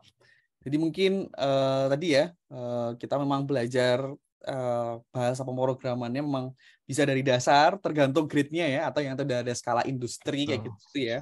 Jadi memang teman-teman yang mungkin masih pemula, beginner, pengen belajar pengenalan IoT gitu ya. Tadi udah ada kurikulumnya juga dari expert nih, iklan dikit lagi kayak gitu. Silakan gitu ya kalau misalnya tertarik. Nah, sekali lagi teman-teman belajar bisa dari mana saja kayak gitu ya. Cocok-cocokan kayak gitu ya. Kalau teman-teman tertarik gitu ya belajar bareng expert, yuk bareng-bareng kita bertumbuh bareng expert kayak gitu. Terus kita lanjut ke pertanyaan kedua ya, Kak. Nih masih ada. Oke. Masih banyak nih pertanyaan nih. Ada Kak Wares. Apa bedanya IoT dengan alat pengendali jarak jauh kayak gitu? Ini mungkin sama atau kayak gimana ya kayak gitu ya? Karena kan kayak remote dan lain sebagainya itu kan remote ya. dari jarak jauh ya. Apakah sama atau gimana? Oke. Eh ya, oke. Saya coba jawab dari Mas Fares tadi. Ya, bedanya sebenarnya tadi kan saya sudah coba mention gitu. Karena kan ketika kita berbicara wireless itu banyak ya. Kayak misalnya kita juga bisa kontrol drone. Drone di sini bisa drone yang terbang atau drone di darat gitu kan. Itu kan apakah itu bagian dari IoT? Bagiannya iya, cuma kalau disebut IoT belum bisa karena bisa tadi sebenarnya poinnya itu ketika ada physical world tadi yang selama itu bisa terkoneksi ke internet, eh, ya itu bisa disebut IoT gitu. Tapi kalau hanya jarak jauh itu belum tentu. Tapi kalau bagiannya iya gitu. Tapi kalau misal kontrol jarak jauh, ya belum bisa sepenuhnya disebut IoT selama itu belum bisa terkoneksi ke melalui jaringan internet untuk bisa disimpan di cloud gitu. Seperti itu, Mas. Wah, singkat, padat, jelas gitu ya teman-teman. Jadi mungkin pengendali jarak jauh itu bagian dari IoT, tapi nggak selalu pengendali jarak jauh Betul. tadi itu IoT. Jadi mungkin pembedanya yang paling signifikan tadi ya, apakah terkoneksi di internet atau enggak, kayak gitu ya Mas. Oke, betul. Gitu. Ya, aku juga awam nih. Jadi kalau misalnya ada yang salah, tolong diluruskan ya Mas Aldi, kayak gitu. Aku Siap. udah pakai baju ekonomi gitu ya. Tapi bukan sih. Saya bukan ekonomi, saya teknik industri. Siap. Setelah itu masuk ke pertanyaan berikutnya dari Kak Anugrah Dwi Putra. Gitu ya. Apakah IoT developer sama dengan PLC developer? Sama-sama menggunakan Hmm. microcontroller dan bahasa Hmm. pemrograman. Apakah sama? Kayak gitu ya. Oh, ini udah Hmm. karir banget ya. Kita bicara karir. Coba Mas. Ya. Oke. Oke, ya. Hmm, mungkin ya tadi sebenarnya masuk juga ya.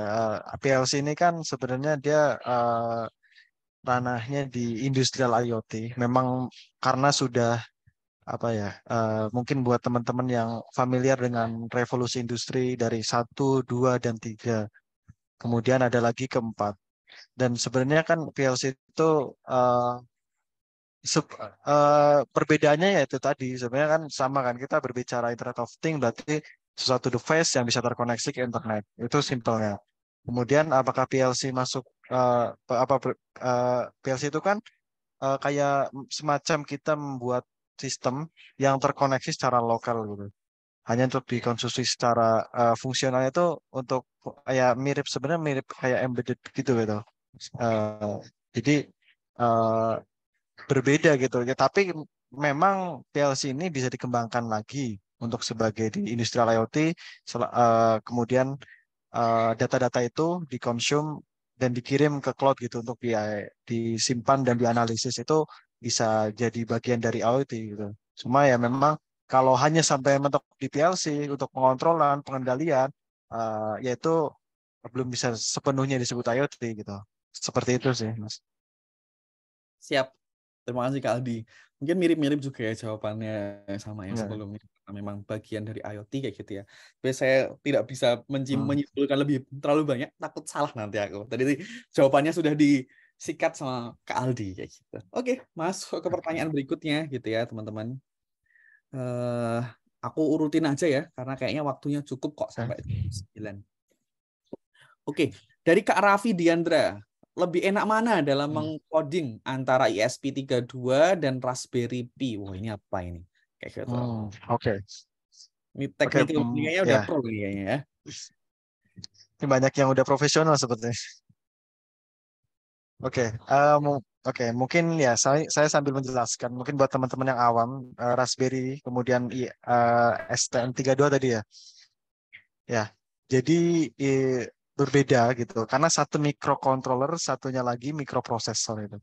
Ya, satu untuk bisa tujuannya komunikasi dengan apa I/O, kemudian sinyal-sinyal analog tadi.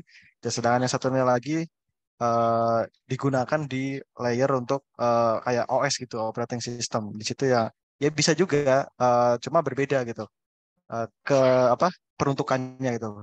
Biasanya memang penggunaan Raspberry itu lebih banyak. Tadi kan sebenarnya saya sempat menyinggung tentang gateway, kemudian edge computing. Nah itu salah satunya Raspberry itu bisa digunakan karena dia ada konektivitas kan ke internet gitu, memungkinkan kita mengkonekkan data-data yang diperoleh oleh STM32 atau itu Arduino ke internet gitu. Dan itu harus melalui eh, melalui Raspberry itu sendiri. Itu sih perbedaannya karena memang peruntukannya beda. Satu untuk kontrol yaitu I/O, digital I/O atau analog input output. Yang satunya lagi digunakan untuk operating system gitu. Dan nantinya bisa dibuat kalau memang perlu interface kan Raspberry itu lebih hemat secara cost dan juga sudah bisa menghandle sebagai gateway. Seperti itu sih perbedaannya. Terima kasih. Siap. Saya cuma bisa nangkep mikrocontroller dan mikroprosesor. Oke, gitu ya teman-teman semua. Pokoknya itu jawabannya Kak Adi tadi udah disampaikan nih gitu. Gitu ya. Semoga menjawab pertanyaannya gitu ya. Oke. Jadi memang ini diskusi rekan-rekan profesional ya, mungkin ya. Kita nikmati gitu. Siap Kak, lanjut pertanyaan berikutnya. Ini aku agak skip sedikit nggak apa ya teman-teman. Ternyata setelah aku scroll cukup banyak pertanyaannya. Jadi aku agak milih nih teman-teman. Nah, ini ada menarik nih tentang kendaraan gitu ya. Tadi kan tentang Bluebird ya. Ini mungkin bisa di kombo jawabannya. Pertanyaan pertama dari Kak Marzuki. Kalau di kendaraan, setahu saya ada OBD port atau OBD port yang disediakan oleh pabrikan. Lalu apabila di kendaraan tertentu tidak ada OBD port, apakah memungkinkan membuat modul sendiri untuk menarik data yang ada di kendaraan? Gitu. Jadi mungkin buat tracking dan lain sebagainya kayak gitu ya. Oke. Satu lagi tentang kendaraan Kak Aldi. Sabar Kak Aldi. Iya. Ini ada nih. Oke. Apakah fitur autopilot di mobil Tesla termasuk IoT? Dan seberapa rumit programnya? Wih, ini menarik sebenarnya. Seberapa rumit programnya teman-teman? Siap. Oke. Satu lagi Kak, yang tentang kendaraan ya, langsung 3 ya, biar agak cepet nih. Tadi ada yang nyinggung Bluebird nih. Bluebird nih bisa nih kerjasama sama expert ya. Berapa kali nih? Kalau di Bluebird menggunakan STM32 ya, gitu ya. Bagaimana dengan durability-nya atau ada tambahan perangkat untuk proteksi dan tambahan memori di STM32-nya? Ini boleh di-spill atau enggak, aku nggak tahu nih. Nanti biar Kak Aldi menjawab ya, silahkan. Oke. Terima kasih buat semua penanya yang tertarik terkait dengan kendaraan. Oke. Yang pertama terkait OBD port. Ini sangat spesifik. Dia berarti udah mengulik terlebih dahulu nih sama Mas Marzuki ya. Ya, terima kasih Mas Marzuki pertanyaannya. Jadi ya, ketika tidak disediakan, kalau ya mungkin saya tidak bisa memberitahu lebih jauh tentang apa yang kita lakukan. Cuma balik lagi kebutuhan Mas Marzuki ini untuk apa? Data apa yang mau diambil? Karena kan di OBD itu ya kita pengen ambil data-data mobil gitu kan. Tapi memang yang legal gitu, yang diperbolehkan oleh developer mobilnya gitu untuk mungkin yang familiar dengan ECU. Nah, karena kalau ke ECU langsung kan sangat beresiko gitu. Kemudian disediakanlah OBD gitu. Nah, ketika tidak disediakan, ya itu ada port lain sebenarnya sih. Ya balik lagi, cuma kalau dari kami biasanya itu kan ada CAN communication. Jadi mungkin Mas Marzuki ini bisa coba cari, karena biasanya tiap mobil tuh ada gitu. Walaupun memang mungkin protokolnya berbeda-beda, tapi pakai communication-nya jalurnya tuh CAN gitu. Walaupun mungkin beberapa formatnya beda-beda tiap mobil, nah itu bisa dieksplor lagi gitu. Seperti itu untuk Mas Marzuki, semoga menjawab. Ya ini sangat teknis banget sih, cuma ya kurang lebih seperti itu Mas Marzuki jawabannya. Kemudian yang selanjutnya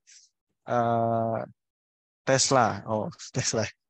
Ya, ketika berbicara Tesla ya benar ya dia bagian dari IoT kan, cuma sekedar IoT bahkan gitu udah smart vehicle yang dia udah bisa autopilot, itu tentu jauh lebih complicated. Semua terlibat di situ, apalagi perlu processing yang cukup cepat, superkomputer yang memang stabil gitu. Karena kan di situ ada machine learning, ada AI, kemudian ada juga embedded pastinya karena dia harus mengontrol nggak cuma sekedar sensing yang ada di sekitar, dia juga harus kontrol gitu. Dan kalau berbicara rumit sangat rumit gitu karena itu berarti merubah secara mekanikalnya harus berubah. Kemudian selain dari mekanikal berarti dari secara hardware juga harus yang terbaik karena itu kan udah menyangkut dengan keamanan si pengendara kan. Seperti itu sih. Kalau secara programnya ya tentu lebih complicated gitu dibanding ya untuk memulai apa ya untuk kita ya bisa memungkinkan gitu ketika teman-teman mau coba machine learning atau artificial intelligence dengan mobil-mobilan dulu gitu. Itu ya kalau memang tertarik itu bisa dieksplor gitu. Di situ seberapa rumit ya tadi saya jawab sangat rumit gitu. Kemudian yang terakhir itu menggunakan apa ya kita beda-beda ya tapi ya spesifik banget juga STMF berapa ya kita boleh sih saya ngasih tahu ya pakai STM yang di pasaran sih ya agak diplomatis ya. Ya cuma itu kaitan dengan konfidensial perusahaan jadi saya tidak bisa menyebut semuanya. Jadi ya mungkin ada di pasar kan banyak tuh ada F103, F103CB, C8 berapa itu sudah cukup industrial dan sangat bagus untuk implementasi langsung di industri gitu. Jadi ya untuk yang saat ini di pasaran sudah oke sih menurut saya gitu. Itu sih kalau dari saya. Siap. Terima kasih Mas Farhan. Oke ya, pertanyaan seputar kendaraan nih jadi otomobil ya nih kayaknya. Jadi sudah terjawab gitu ya. Tadi terkait pertanyaan Kak Marzuki juga tentang OBD port kayak gitu. Ini itu dia tergantung pengen ngapain gitu. Ya, betul. Pengen apa maksud tujuannya atau apa kayak gitu. Terus yang Tesla jelas ya, karena itu kan nggak cuma titik tertentu tapi kendaraan secara utuh kayak gitu ya, vehicle secara utuh tentu sangat kompleks dan mungkin tidak hanya tentang IoT tapi lebih daripada itu gitu ya, banyak hal yang di sana. Jadi pemrogramannya tentu juga kompleks kayak gitu. Terus tadi yang rahasia perusahaan kalau misalnya pengen tahu ya langsung mungkin bisa berkarir di Bluebird gitu. Ya, ditunggu. Siap. Nah ini ada satu pertanyaan dari Kak Rizky Bayu Aji. Untuk ISP32, apakah ada batasan jumlah penggunaan device dalam satu waktu sensing? Jika ada batasan, saat kita melebihi batasan tersebut, apa konsekuensi yang didapatkan? Apakah penurunan waktu delay pengiriman data menjadi lama atau device yang digunakan tidak bisa maksimal dalam penggunaan? Ini aku sedikit ya, mungkin Kak Rizky bisa nih langsung join di Bootcamp yang expert buat dapat lengkapnya kayak gitu, atau ini lagi skripsi ya, kayaknya pertanyaan skripsi atau gimana ini kayaknya. Iya. Kan masalah ya ini. Coba nih Kak Aldi nih. Oke. Ya, izin menjawab ya. Ya, pertama saya tidak hafal berapa jumlah pinnya. Pasti ada batasannya, tidak mungkin tidak. Jadi ya ada. Kemudian apakah ada delay? Jadi sebenarnya sistem komputer atau sistem digital itu pasti sekuensial, tidak ada yang benar-benar paralel gitu. Cuma kan nanti balik lagi mungkin kalau memang mau mendalami lagi tentang hardware programming, ya saya sarankan untuk nanti karena itu udah kaitannya dengan apa ya agak susah biasanya. Pokoknya ada namanya real time operating system. Jadi ketika teman-teman membutuhkan data sensor secara bersamaan, teman-teman perlu sebuah sistem yang secara real time, seolah-olah real time sebenarnya. Untuk secara bergantian, nanti mungkin disebutnya apa ya? Kayak misalnya ada atau paralel gitu kan pengennya gitu. Data itu terkirim ke apa? Terbaca oleh microcontroller gitu. Dan itu mungkin ya kalau memang Masnya pengen mendalami lagi ketika banyak device dan pengen dibaca secara bersamaan, yaitu ekspor di saya kasih clue-nya di real time operating system seperti itu. Itu mungkin Mas. Siap.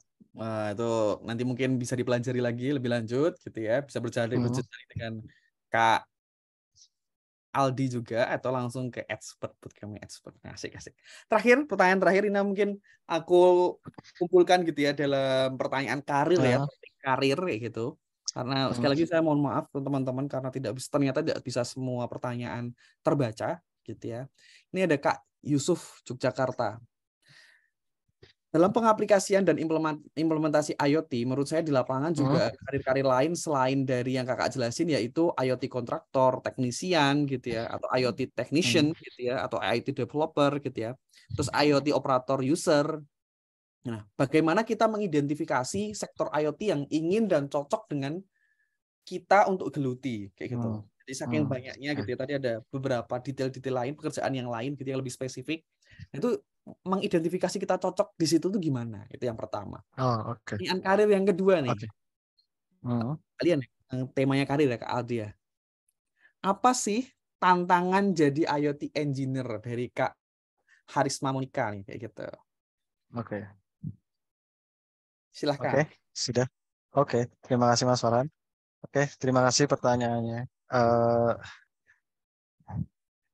ya, yang pertama tadi itu yang cocok untuk kita itu seperti apa ya? Ini mungkin sedikit ya saya bercerita tentang pengalaman. Jadi kalau diri saya balik lagi, pertama memang harus senang dulu tentang IoT dulu, itu dulu. Yang kedua, yang cocok itu seperti apa?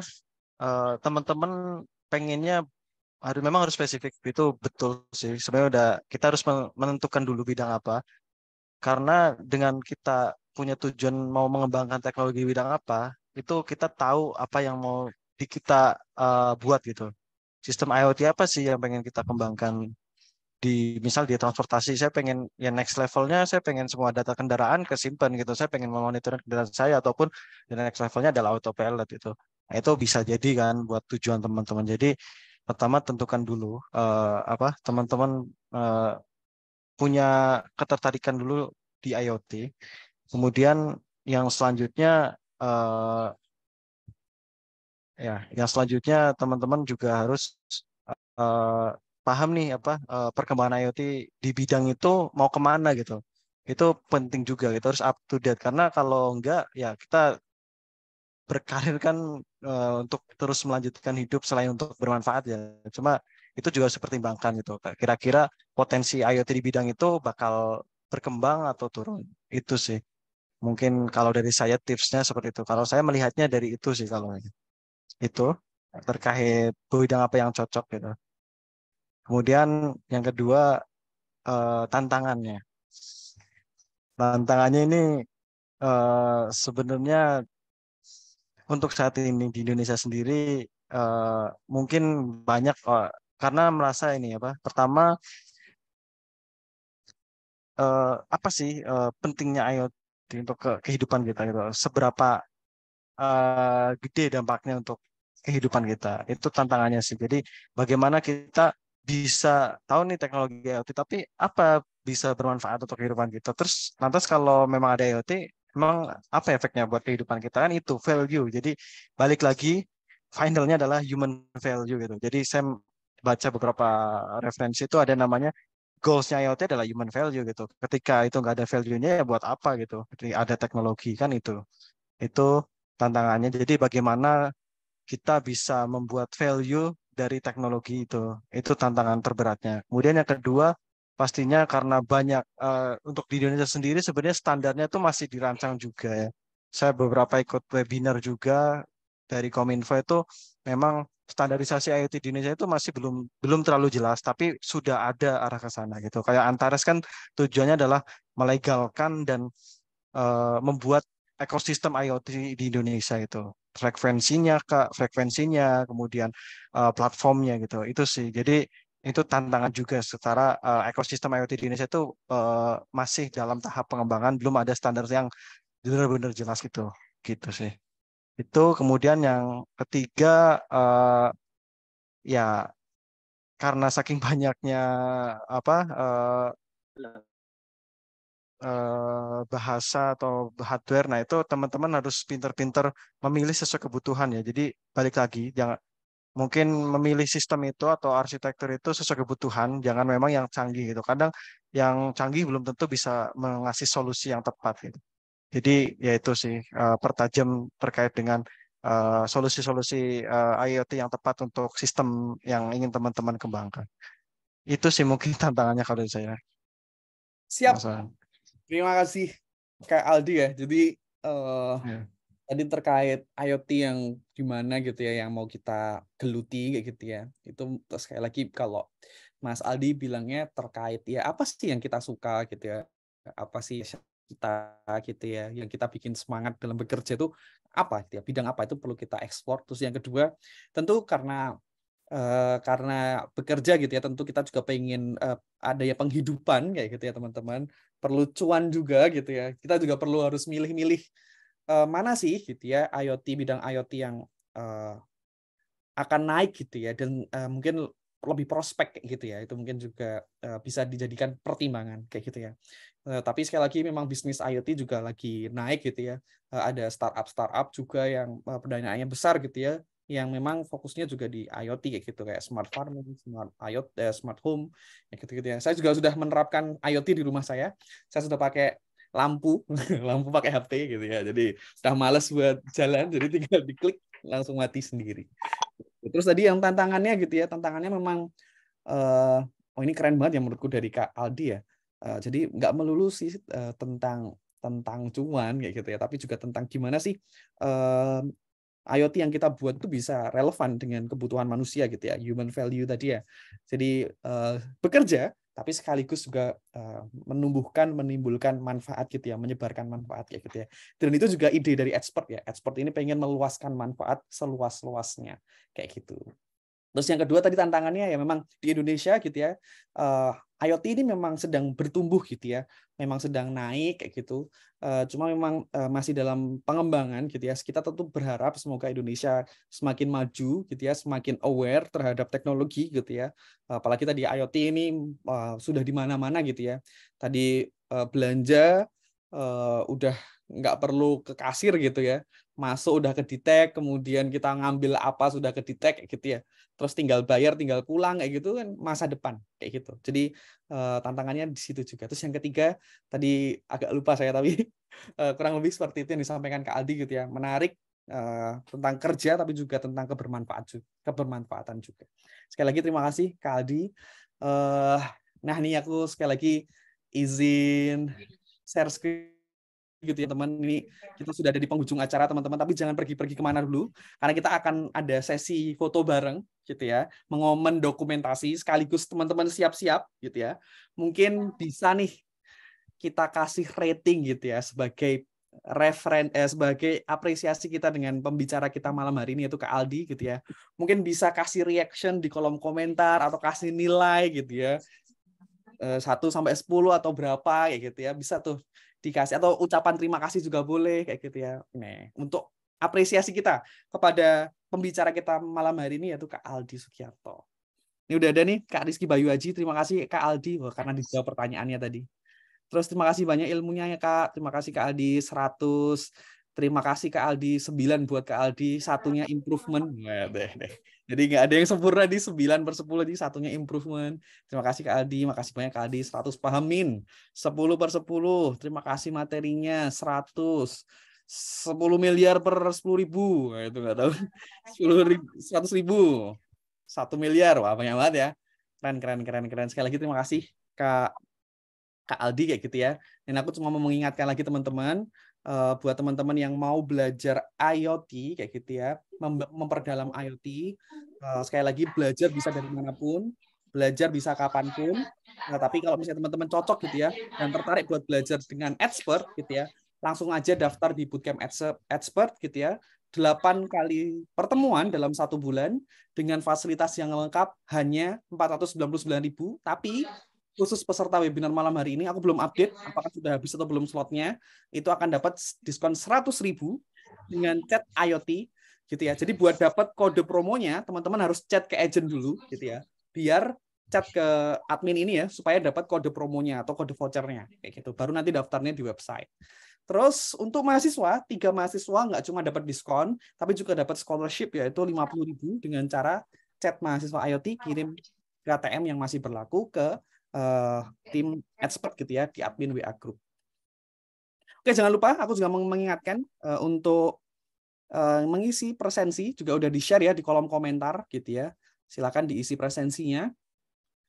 Kemudian terakhir gitu ya, sambil kita open cam, mari kita open cam bareng sambil mau mengabadikan momen pada malam hari ini gitu ya. Kita akan dengarkan dulu. Nah, ini kita todong ya Kak Aldi ya, motivasi atau closing statement gitu ya buat kita yang pengen belajar IoT. Silahkan Kak Aldi. Oke, terima kasih. Sebelumnya saya minta maaf juga jika ada kesalahan, dan saya juga terima kasih pada teman-teman yang sudah menyempatkan hadir di kesempatan malam ini. Eh, Ya benar, tadi poin menarik sebenarnya yang sering disebut sama Mas Farhan, bahwa kita bisa belajar dari manapun dan dari siapapun. Intinya adalah bagaimana kita bisa menikmati apa yang kita kerjakan dan karir yang kita kerjakan, karena dengan dengan sesuatu yang kita cinta itu pasti timbul sesuatu kebermanfaatan gitu dan dampak yang lebih luas. Jadi terus belajar dan terus bereksplorasi. Terima kasih. Mantap ya. Daging ya. Kalau kata anak zaman sekarang, Wagyu A5. Waduh, mantap. Kayak gitu.